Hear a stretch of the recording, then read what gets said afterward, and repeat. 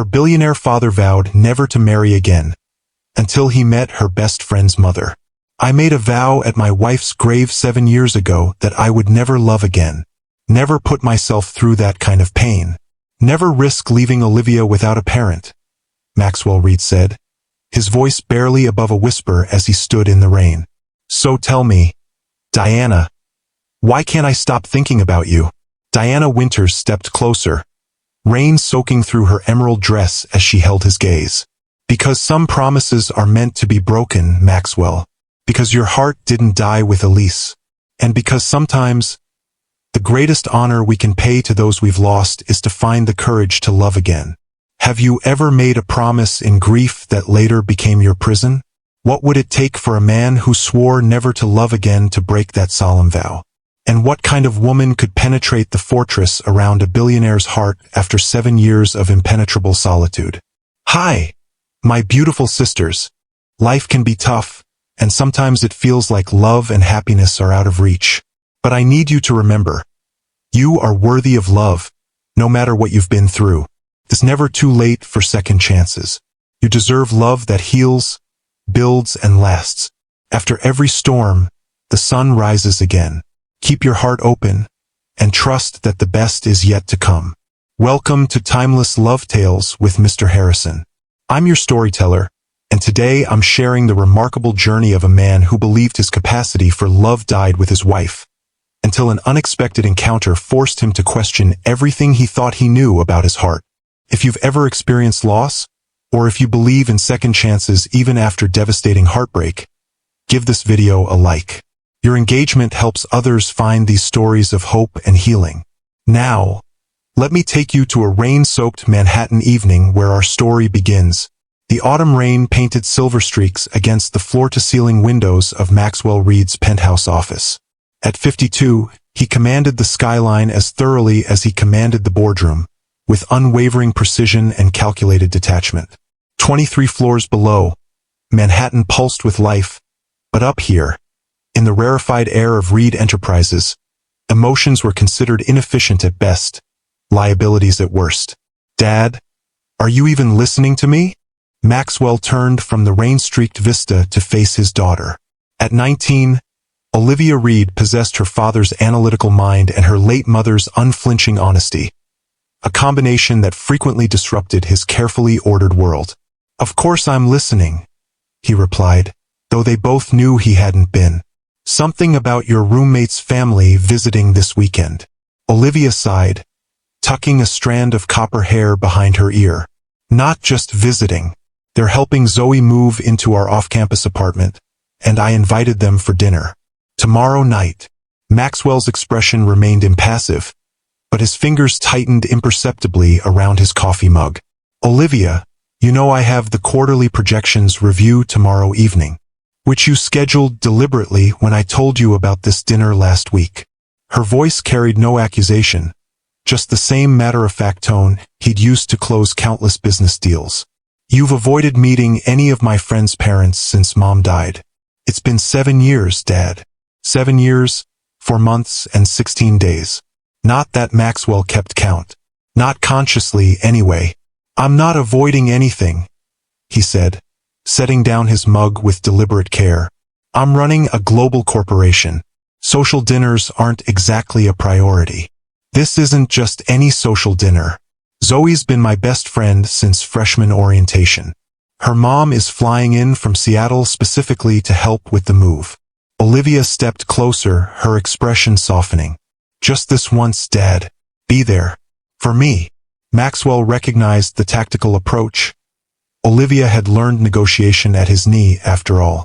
But beneath her strategy, he glimpsed something else. Genuine longing. His daughter, brilliant and self-sufficient as she was, still needed her father to show up. Fine, he conceded, already mentally rearranging tomorrow's schedule. I'll move the projections review to lunch. Olivia's smile transformed her face, reminding Maxwell painfully of Elise in those early years, before cancer had stolen both his wife and his capacity for emotional risk. Thank you, she said simply, kissing his cheek. Dinner's at 7. And Dad? Wear something that doesn't scream, I intimidate people for a living. After she left, Maxwell turned back to the rain-washed windows. 7 years of carefully constructed solitude, of channeling every ounce of emotion into building his empire and raising his daughter. 7 years of first dates that never led to seconds, of polite disinterest in the parade of accomplished, beautiful women who sought his attention. 7 years of the vow he'd made at Elisa's grave. Never again would he surrender to the vulnerability of loving someone who could be taken away. Tomorrow's dinner was just another obligation. Nothing more. But as Maxwell stared at the city below, a memory surfaced unbidden. Elise laughing as they danced in their first apartment, her voice teasing. You think you can control everything, Max, but life has other plans. That's what makes it beautiful. He pushed the memory away. Life's unpredictability wasn't beautiful. It was chaotic and cruel. It had taken Elise when she was just 42, leaving him with a 12-year-old daughter and a heart he'd methodically transformed into something functional but unfeeling, like the efficient, self-sustaining buildings his company was known for. The next morning, Maxwell moved through his routine with military precision. 6-mile run at 5 a.m., protein shake, shower, news briefing from his assistant while his driver navigated Manhattan traffic. By 7:30, he was already deep into the quarterly projections meeting he'd rescheduled, his mind processing numbers and market forecasts with machine-like efficiency. Sir, his assistant's voice interrupted his focus. Your daughter is on line 1. She says it's important. Maxwell frowned. Olivia rarely called during business hours. Excuse me, he said to the room of executives before picking up. Olivia? Is everything all right? Everything's fine, Dad. I just wanted to remind you about dinner tonight. 7 o'clock. And I've already told Mrs. Chun what to prepare, so don't try to change anything. Maxwell suppressed a smile. I haven't forgotten, and I wouldn't dream of interfering with your dinner plans. Good. And Dad? Thank you. This means a lot to me. Something in her voice, a vulnerability she rarely showed, caught at him. I'll be there, he promised, meaning it this time. After hanging up, he caught his CFO watching him with undisguised curiosity. Maxwell Reed taking personal calls during meetings was unprecedented. Family matters, he said curtly, effectively ending any speculation. Now, about the Asian market expansion. The meeting resumed, but a small part of Maxwell's mind remained fixed on the evening ahead. One dinner. He could manage one dinner with his daughter's roommate and her mother. He'd hosted state officials, negotiated with foreign dignitaries, charmed investors worth billions. This was hardly a challenge. So why did it feel like he was preparing for something momentous? Have you ever noticed how the moments that change our lives often arrive disguised as ordinary obligations? If you've experienced an unexpected turning point that altered your path, hit that like button and share your thoughts in the comments. Across town, in a modest 2-bedroom apartment with tall windows and worn hardwood floors, Diana Winters was experiencing her own version of pre-dinner anxiety. You're hovering, Mom. Diana smiled at her daughter's exasperation, stepping back from the bookshelf she'd been organizing. At 48, she'd learned to recognize the fine line between maternal support and overstepping, though knowing the line existed didn't always stop her from crossing it. I'm not hovering, she protested mildly. I'm helping. There's a difference. The difference being approximately 2 inches of personal space, Zoe replied, but her dark eyes crinkled with affection. The apartment looks great. Olivia and I can handle the rest. Diana glanced around the cozy apartment her daughter would share with her best friend. It was modest by Manhattan standards but charming, with tall windows and hardwood floors worn smooth by decades of city life. A far cry from their snug Seattle home, but Diana had raised her daughter to embrace change, to find opportunity in new beginnings. She'd had to, after Richard walked out 16 years ago, leaving her with a toddler, a mountain of debt, and a shattered sense of security. The journey from struggling single mother to successful architectural consultant hadn't been easy, but it had taught her resilience, a lesson she'd passed on to Zoe. Fine, I'll stop reorganizing your perfectly organized books, Diana conceded, dropping onto the second-hand sofa. but only because we need to get ready for dinner at Olivia's father's place. Zoe paused in unpacking a box of kitchen supplies. About that, maybe I should have mentioned this earlier, but Olivia's dad is kind of a big deal. Define big deal, Diana said, suddenly conscious of her travel-rumpled linen dress. As in Maxwell Reed? Reed Enterprises? The guy whose name is on like half the buildings in the financial district. Diana's eyebrows rose. That Maxwell Reed? The tech mogul who revolutionized sustainable energy storage? The billionaire philanthropist who funds half the research grants at your university. The very same, Zoe confirmed. Also, according to Olivia, he's been basically a hermit since her mom died. She says he's brilliant but intense. Wonderful, Diana murmured, mentally cataloging her limited wardrobe options. She'd packed for helping her daughter move, not dining with one of the wealthiest men in America. Any other surprises I should know about? Just that Olivia really wants this dinner to go well. She never talks about it directly, but I think she worries about her dad being alone all the time. Zoe hesitated. She admires you, you know, the way you rebuilt everything after Dad left. Your independence. Diana felt a familiar pang at the mention of Richard. Not of loss anymore, but of gratitude for the strength his absence had forced her to find. Well, I admire her too. Not many 19-year-olds balance quantum physics and human compassion as gracefully as Olivia does. Just be yourself tonight, okay? Zoe said, squeezing her mother's hand. Billionaire or not, he's just a person. Diana nodded, though she wasn't entirely convinced. In her experience, wealth that vast created its own gravity, pulling everything and everyone into its orbit. Still, she'd faced more daunting challenges than dinner with an emotionally unavailable billionaire.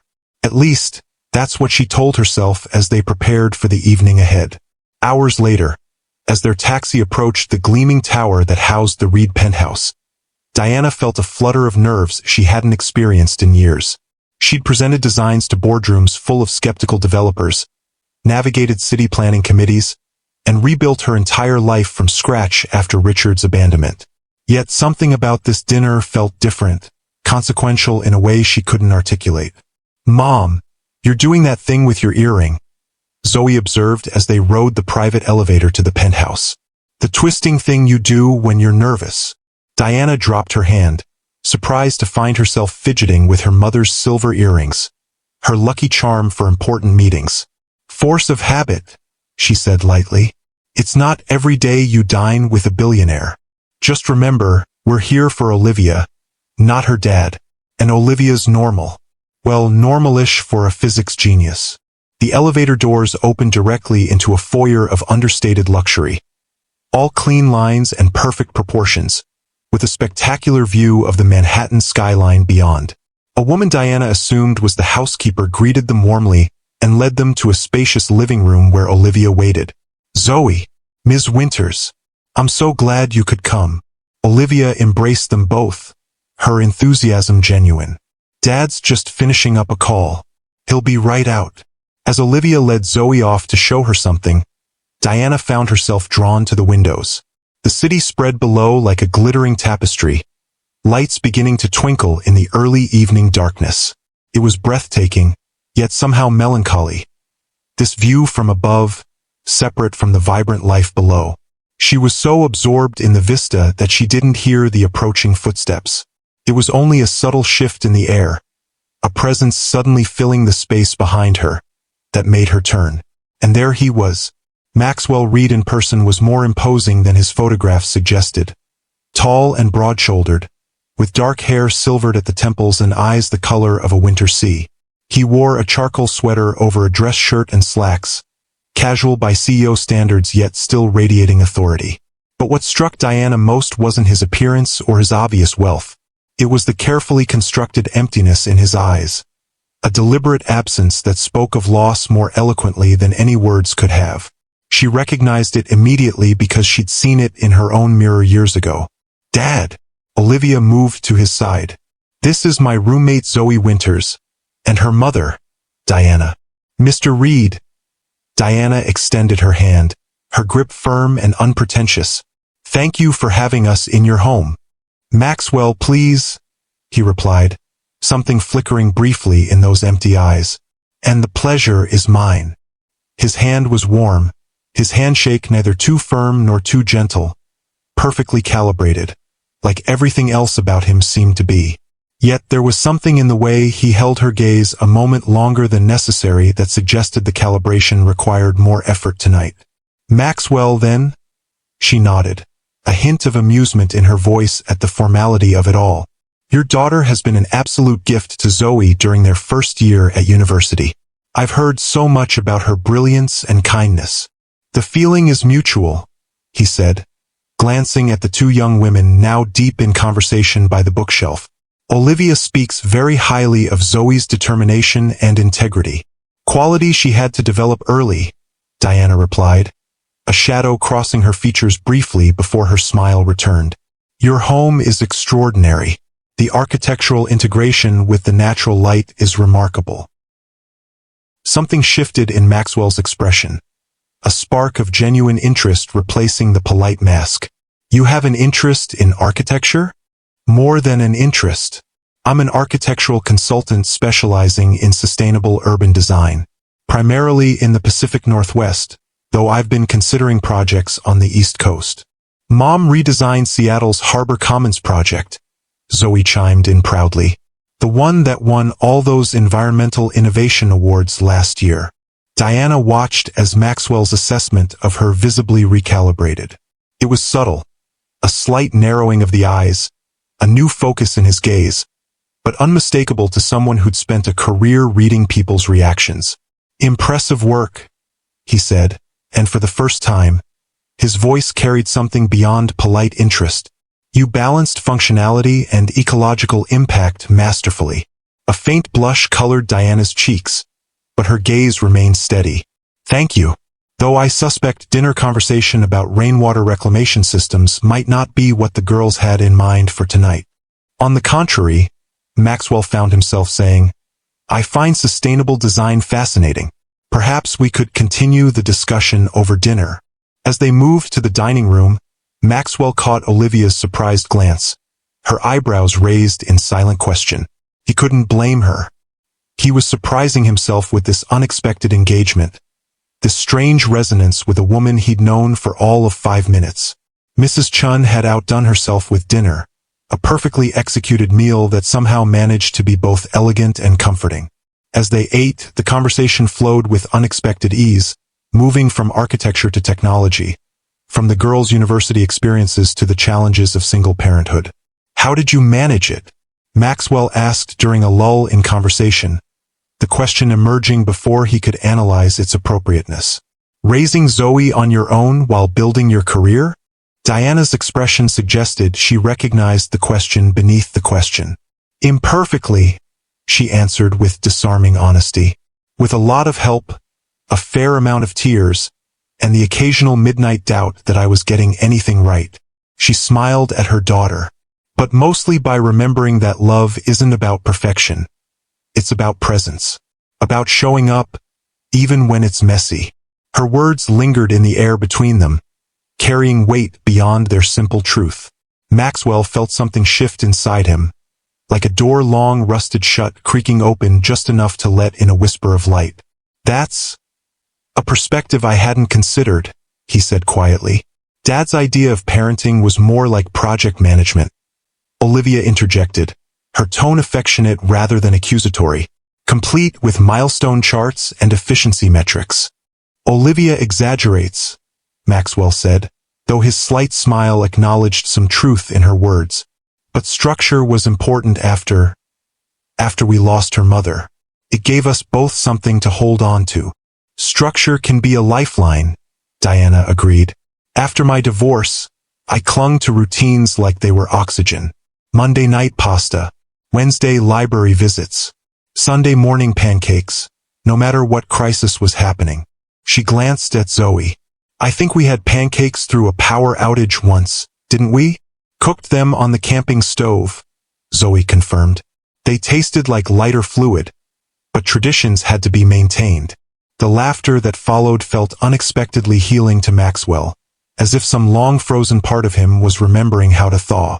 Throughout dinner, Maxwell observed Diana Winters with growing curiosity.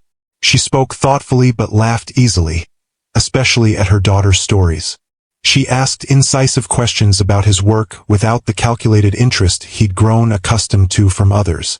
Most strikingly, she treated him not as Maxwell Reed, billionaire CEO, but simply as Olivia's father, a man doing his best to raise a daughter alone.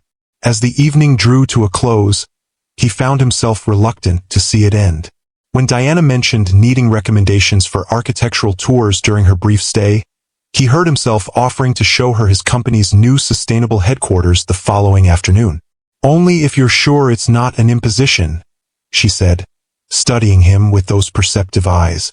"I imagine your schedule is rather demanding." "It is," he acknowledged, "but some things are worth making time for." The words surprised them both, hanging in the air with unexpected significance. Later, after their guests had departed and Olivia had gone to her room, Maxwell returned to the windows where he'd first seen Diana standing.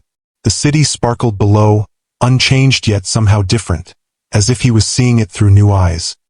His phone buzzed with a message from his assistant about tomorrow's rescheduled meetings, reminding him of the ordered world waiting to reclaim his attention. Yet for the first time in 7 years, for months and 17 days, Maxwell Reed found himself contemplating a different possibility.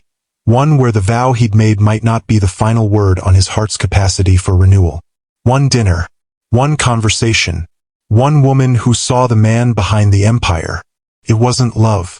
It wasn't even the promise of love. But it was something he hadn't felt in a very long time. The courage to wonder what might come next. If you've ever had an unexpected encounter that made you question the walls you've built around your heart, give this video a like and share your experience in the comments. Sometimes the most profound changes begin with the simplest connections. The next afternoon, Diana stood in the soaring atrium of Reed Enterprises headquarters, sunlight streaming through the innovative glass ceiling that adjusted its transparency based on external light conditions. The building was a masterpiece of sustainable design, a perfect marriage of aesthetics and functionality that made her professional heart sing. "What do you think?" Maxwell's voice came from behind her, and Diana turned to find him watching her reaction with genuine interest. "It's extraordinary," she said, her admiration unfeigned. "The way you've integrated the passive cooling system with the structural elements. I've never seen it executed so seamlessly. The design team will be pleased to hear that. They fought me on the cost overruns for months." He gestured toward a corridor. "Would you like to see the living wall system? It filters all the building's gray water." "Lead the way," Diana said, falling into step beside him. As Maxwell guided her through the building, Diana noticed something shifting in his demeanor. Here, surrounded by his life's work, he seemed more animated, more present than he had been even during their dinner conversation. His hands moved expressively as he explained design choices. His eyes lit with genuine passion when discussing the building's energy systems. This was the man beneath the carefully controlled exterior, the visionary who had transformed an industry, the innovator whose work she had studied and admired from afar. "You know," she said as they paused before a wall of awards and recognition, "I used your microgrid system as a case study when designing the Harbor Commons energy infrastructure. Your work changed what was possible in sustainable urban development." Maxwell looked genuinely surprised. "You're familiar with our early microgrid implementations? Most people only know the consumer-facing technology. I make it my business to understand the foundations of what I build upon," Diana replied simply. "Your innovations made my designs possible. I should be thanking you." Something flickered in Maxwell's eyes, a recognition, perhaps, of being truly seen for his work rather than his wealth or position. It's refreshing to meet someone who understands the technical aspects rather than just the market implications. They continued their tour, the conversation flowing easily between professional observations and more personal reflections. As they reached the rooftop garden, a lush oasis 25 stories above Manhattan, Maxwell's phone rang. He glanced at it with a frown. "I'm sorry, I need to take this. It's the Tokyo office." Diana nodded. "Of course. I'll just enjoy the view. As Maxwell stepped away to take his call, Diana wandered among the carefully cultivated plants, marveling at the peaceful sanctuary created amid the urban landscape. The garden was designed with meticulous attention to detail, native species arranged to maximize water efficiency, solar panels disguised as artistic installations, even the benches positioned to catch optimal sunlight throughout the day. It spoke volumes about the man who had created it, his precision, his vision, but also a deeper appreciation for balance and harmony that wasn't immediately apparent in his public persona. When Maxwell returned, his expression had tightened back into the controlled mask she'd first encountered. I apologize, but there's a situation developing with our Asian markets. I need to return to my office. Of course, Diana said, hiding her disappointment. Thank you for taking the time to show me around. It's been fascinating. Maxwell hesitated, clearly torn between obligation and inclination. Perhaps, would you be available for dinner tomorrow evening? There's a restaurant in Soho that's doing interesting things with sustainable agriculture and fine dining. I'd like to continue our conversation. The invitation hung between them, weighted with possibilities neither was quite ready to acknowledge. I'd like that, Diana said simply. Maxwell's smile, a genuine one that reached his eyes, transformed his face. I'll have my assistant send you the details. As they rode the elevator down to the lobby, a comfortable silence settled between them. It wasn't until they were saying goodbye that Maxwell spoke again. Diana, thank you for seeing the building, for understanding what we were trying to accomplish here. The words carried a subtext that wasn't lost on her, gratitude not just for appreciating his work, but for seeing beyond the surface to what mattered to him. Some things are worth taking the time to understand properly, she replied, echoing his words from the previous evening. Their eyes held for a moment longer than necessary before Diana turned to leave, aware of his gaze following her across the lobby. Outside, as she hailed a taxi, Diana found herself smiling. Whatever was happening here, this unexpected connection with a man who had supposedly closed himself off to such possibilities, felt significant in ways she couldn't yet define. Back in his office, Maxwell found himself standing at the windows again, watching Diana's taxi pull away from the curb. The Tokyo situation demanded his attention, yet his mind kept returning to their conversation, to the way she'd understood intuitively what he'd been trying to create with this building. Dad? Got a minute? Maxwell turned to find Olivia in his doorway, her expression curious. Of course. What brings you downtown? I was meeting Zoe for lunch nearby and thought I'd stop by. She entered, glancing around. Was that Diana I just saw leaving? Yes, I was showing her the building. She has a professional interest in sustainable architecture. Olivia hummed, a knowing smile playing at her lips. And that's why you personally gave her a 2-hour tour instead of having the PR team do it? Maxwell felt an unfamiliar warmth creep up his neck. She's a respected professional in her field. It was a courtesy, right? A courtesy. Olivia perched on the edge of his desk. You know, it's okay to admit you enjoyed her company. I saw how you were at dinner last night. How was I? Maxwell asked, genuinely curious about his daughter's perception. Present, Olivia said simply. For the first time in years, you were actually in the room with us, not just physically there while your mind was somewhere else. She paused, studying him. You laughed, Dad. Really laughed. I can't remember the last time I heard that. Maxwell turned back to the window, uncomfortable with his daughter's perceptiveness. Diana is easy to talk to. She's also single, brilliant, and not intimidated by you, which puts her in a category of approximately 3 women on the planet. Olivia's tone softened. Mom would want you to be happy, you know? She wouldn't have wanted this half-life you've been living. The mention of Elise sent a familiar pang through Maxwell's chest, but it was different somehow, less sharp, more bittersweet. I have a conference call with Tokyo in 10 minutes. Olivia recognized the deflection but didn't push. Okay, but just so you know, Diana's only in town until Sunday. Tick-tock, Dad. After she left, Maxwell found himself reaching for a small silver frame on his desk, the only personal item in his meticulously organized office. Elise smiled back at him, her eyes crinkled with laughter, her copper hair, so like Olivia's, caught by the wind at their lake house. "What would you think of her, Elise?" he murmured. "She sees things others miss. She rebuilt her life after it fell apart. She raised a remarkable daughter on her own." The photograph offered no answers, but for the first time in years, the silence didn't feel like an accusation. That evening, Diana and Zoe sat in a small Italian restaurant near their apartment, sharing a pizza and catching up on the day's events. "So," Zoe said, trying to sound casual, "how was your tour of the famous Reed building?" Diana took a sip of her wine. "Architecturally fascinating. The integration of sustainable systems is truly innovative." "Mom, I'm not asking for a professional assessment. What was it like spending time with Olivia's dad?" Diana considered deflecting but opted for honesty. "Surprising. He's not what I expected." Meaning beneath that controlled exterior, there's a man with genuine passion for his work, real vision for what he's creating. Diana twirled her wine glass thoughtfully. "And a profound loneliness he thinks no one can see." Zoe studied her mother. "You like him?" "I barely know him," Diana countered. "But you're going to dinner with him tomorrow night." Diana's eyebrows shot up. "How did you?" "Olivia texted me. She's practically doing cartwheels about it." Zoe leaned forward. "Mom, her dad hasn't asked anyone to dinner in years. Not for anything other than business."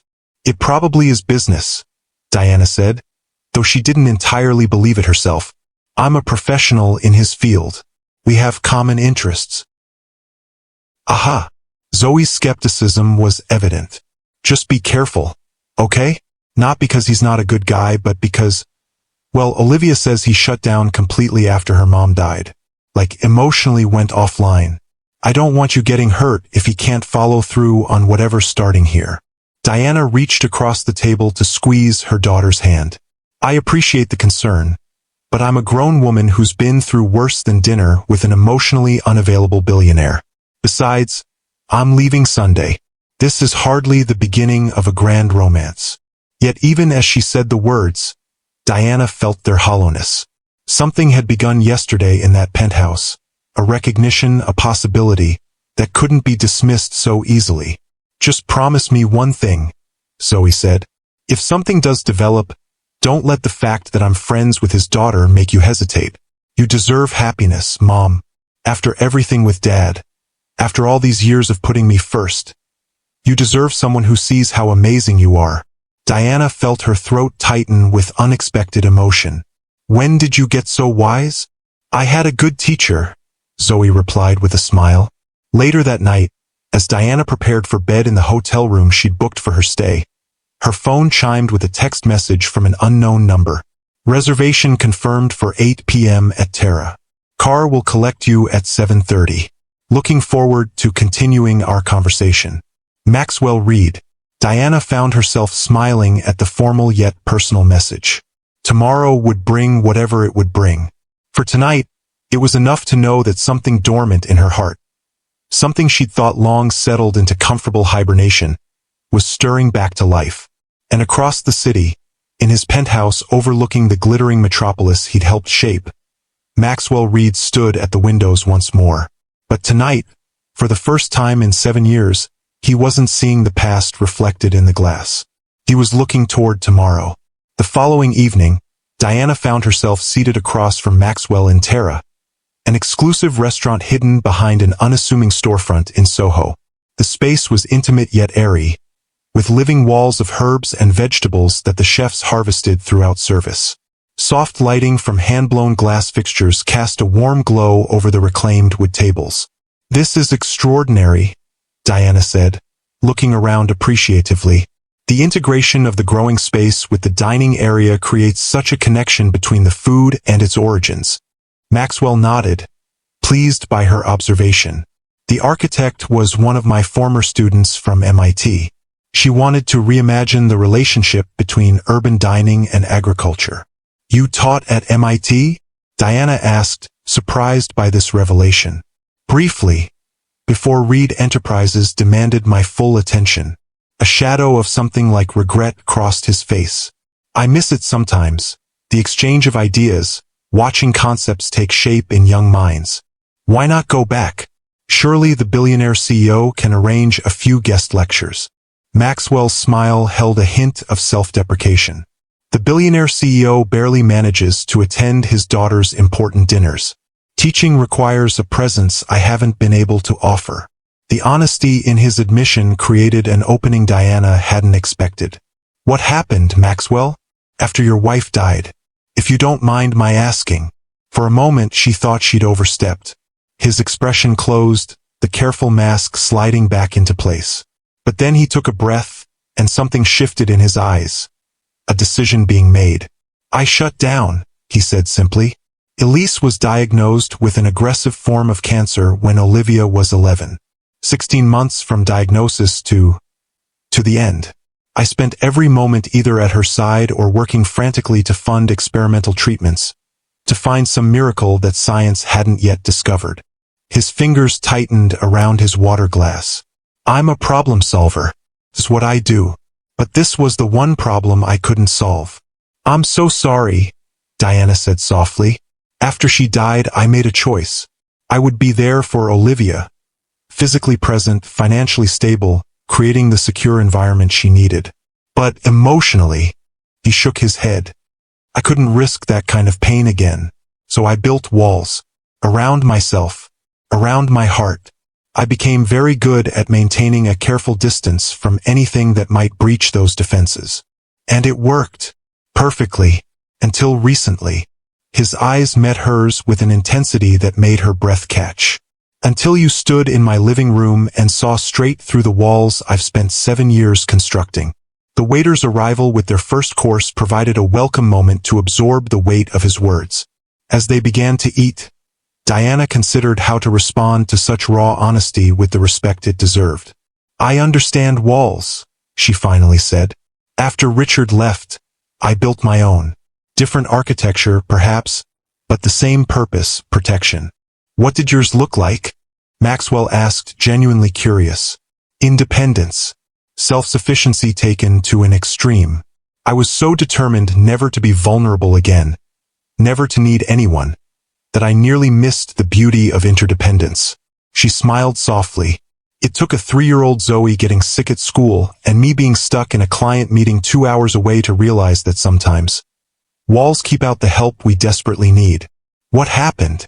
Our elderly neighbor, Mrs. Abernathy, a woman I'd barely spoken to beyond polite nods, picked Zoe up, took her home, made her soup, and sat with her until I could get there. When I arrived, frantic and apologizing, she just said, "We're meant to help each other, dear. That's how we survive." Diana's eyes grew distant with the memory. It was a turning point for me. I started to understand that true strength isn't about never needing anyone. It's about having the courage to let people in, even knowing they might leave. Maxwell was silent for a long moment. I'm not sure I have that courage anymore. I think you do, Diana said gently. You're here, aren't you? Their eyes met across the table, and something electric passed between them. Recognition, possibility, the shared understanding of two people who had walked similar paths of loss and resilience. The rest of dinner flowed with surprising ease, their conversation moving from personal revelations to lighter topics. Favorite books, travel experiences, the challenges of parenting teenagers. Maxwell found himself laughing more than he had in years, while Diana discovered layers to this complex man that his public persona never hinted at. As they finished their dessert, a remarkable creation involving edible flowers grown in the restaurant's rooftop garden, Maxwell hesitated, then asked the question that had been on his mind all evening. You mentioned you're considering East Coast projects. How serious is that consideration? Diana felt the weight of the question, what he was really asking. Serious enough that I've been looking at office space in Manhattan.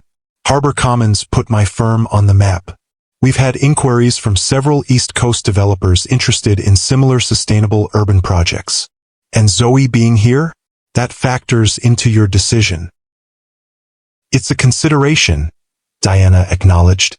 But professionally, this is where the most exciting work in my field is happening right now. She met his gaze directly. And perhaps there are other reasons to consider a change. Maxwell's phone buzzed insistently, breaking the moment. He glanced at it with a frown. I'm sorry. It's my Tokyo team again. There's a situation developing with one of our major projects there. Of course. Take it. As Maxwell stepped away to take the call, Diana found herself contemplating the unexpected turn her life had taken in just 3 days. She'd come to New York to help her daughter move, to spend a few days exploring the city before returning to her carefully constructed life in Seattle. Instead, she found herself considering possibilities that hadn't existed a week ago. When Maxwell returned, his expression was troubled. I apologize, but there's a crisis with our Shibuya project. I need to go into the office. I understand, Diana said, meaning it. Business empires don't run themselves. No, they don't. He signaled for the check. But sometimes I wonder if the empire is worth what it costs. Outside the restaurant, his driver waited with the car. Maxwell turned to Diana, clearly torn. I've enjoyed this evening more than I can express. I'd like to see you again before you leave. I'd like that too, Diana said simply. Tomorrow? Lunch perhaps. Tomorrow works. But Maxwell. She hesitated, then decided on honesty. Whatever this is between us, this connection, it deserves the space to be explored properly. Not in stolen moments between crises. He nodded, understanding her meaning. You're right. I'll clear my schedule for tomorrow afternoon. No phones, no interruptions. I'd like that. As his driver held the car door, Maxwell surprised them both by taking her hand and bringing it briefly to his lips. An old-fashioned gesture that felt somehow perfectly in character. Until tomorrow, then. Diana watched his car pull away, her hand still tingling from the contact. Whatever was happening between them was moving with startling speed. Yet it didn't feel rushed or artificial. It felt like recognition, like two people who had been walking parallel paths suddenly finding a crossing point. Back at her hotel, Diana found a text from Zoe. How was dinner with Billionaire Birdie Pants? Olivia says he actually smiled in a meeting today. Executives nearly had heart attacks. Diana smiled, typing back, dinner was lovely, and he's not broody, just complicated. Zoe's response came immediately. OMG, you like him. Mom's got a crush. Go to bed, child. Love you. Love you too. And Mom? I'm happy for you. Really. Diana set her phone aside, moved by her daughter's support. She walked to the window of her hotel room, looking out at the city lights. New York had always represented possibility to her, the place where ambitious dreams took concrete form. Now it seemed to be offering a different kind of possibility altogether. Across town, Maxwell entered his office to find his executive team waiting with grim expressions. The Shibuya project, a revolutionary mixed-use development that would showcase Reed Enterprises' latest sustainable technologies, was facing a serious regulatory challenge that threatened to derail years of work. For the next several hours, Maxwell immersed himself in the crisis, his mind shifting into the familiar patterns of problem-solving and strategic thinking. Yet something was different tonight. The work still commanded his full attention, but it didn't consume him as it once would have. Part of him remained anchored elsewhere, in a restaurant conversation, in the memory of brown eyes that saw too clearly, in the possibility of a tomorrow that held more than just the next business challenge.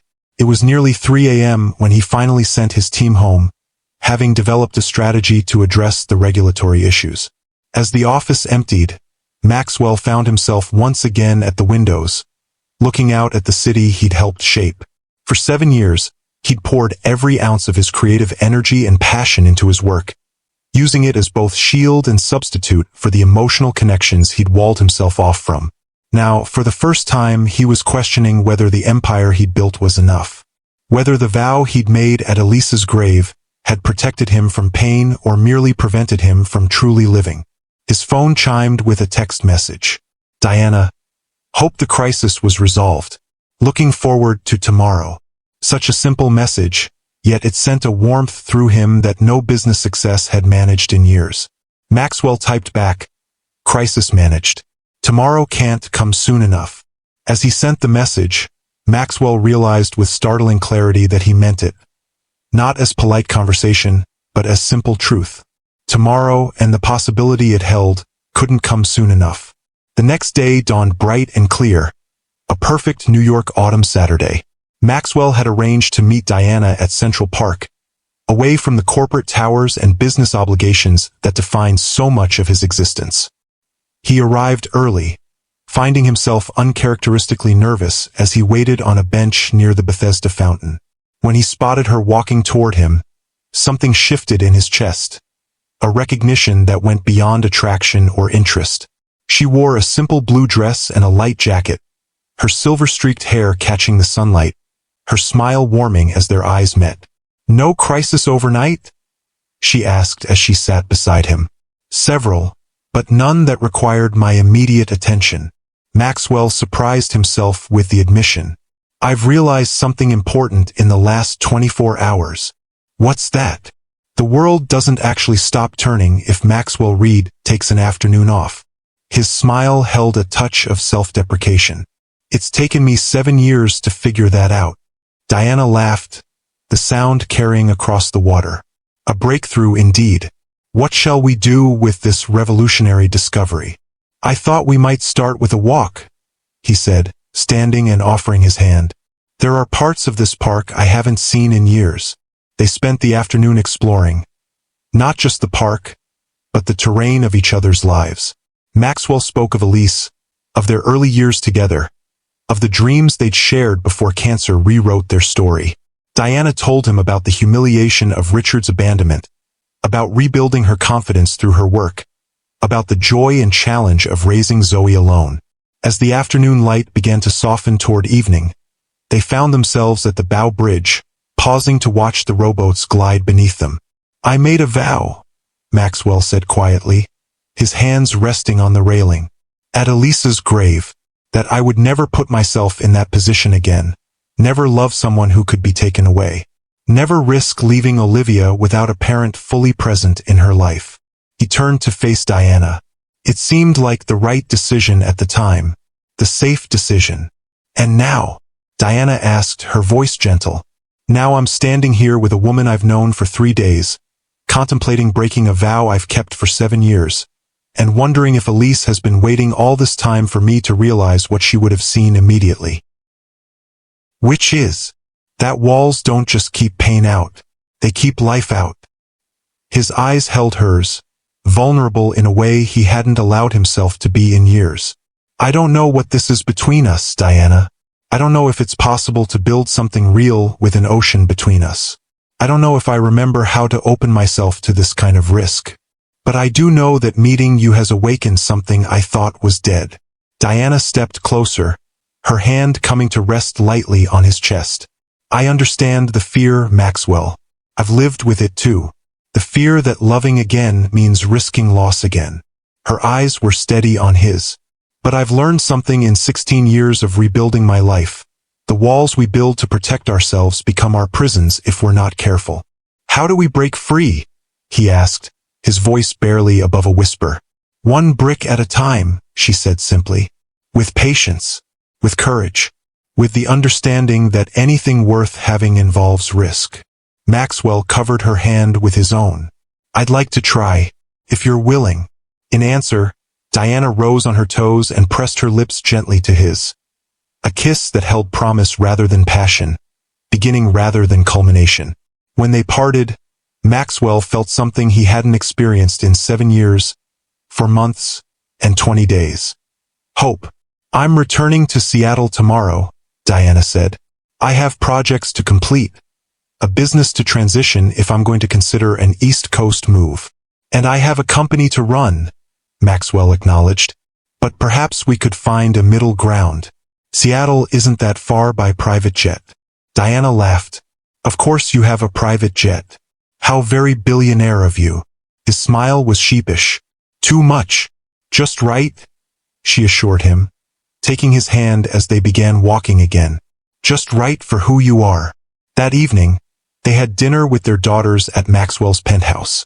Watching Olivia's barely contained excitement and Zoe's knowing smiles, Diana realized the girls had been hoping for exactly this development.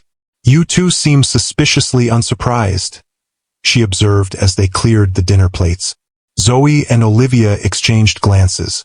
"Let's just say we had a feeling," Olivia replied. "Dad hasn't voluntarily attended a social dinner in years, let alone suggested one. And then suddenly he's rearranging board meetings and giving personal tours of the building. Subtle, he is not," Zoe agreed with a grin. In the living room, Maxwell was opening a bottle of wine when his phone rang. He glanced at it, then deliberately turned it off and set it aside. "The Tokyo crisis?" Diana asked. "Nothing that can't wait until morning," he said, handing her a glass. "I'm learning to prioritize." The next 6 months unfolded in a rhythm neither of them could have anticipated. Maxwell's private jet made the transcontinental commute manageable, with weekends spent either in Seattle or New York. Video calls bridged the weekday gaps. Diana began transitioning her business eastward, taking on more New York projects while gradually handing her Seattle clients to her associates. It wasn't perfect. There were missed connections, scheduling conflicts, the inevitable friction of two independent people with established lives trying to create something new together. But beneath the logistical challenges lay a deepening bond, a recognition of having found, against all odds, someone who understood both the pain of loss and the courage required to move beyond it. On a snowy December evening, Maxwell took Diana to the rooftop garden of Reed Enterprises. Despite the winter chill, the space was warm, heated by the building's innovative thermal system. Lights twinkled in the carefully maintained greenery, creating a magical atmosphere above the city. "I have something to show you," Maxwell said, leading her to a section of the garden she hadn't seen before. There, nestled among native plants, stood a scale model of a building unlike any she'd seen. A revolutionary design that seemed to grow organically from its environment. "What is this?" Diana asked, studying the model with professional appreciation. "Reed Enterprises' next headquarters. In Seattle." Maxwell watched her expression carefully. "We're expanding our West Coast operations. The company needs me to split my time between both cities." Diana looked up, understanding dawning. "You're building a life that can bridge both worlds." "I'm trying to," he acknowledged. "And I'd like your professional input on the design. And your personal input on other matters." From his pocket, he withdrew a small box.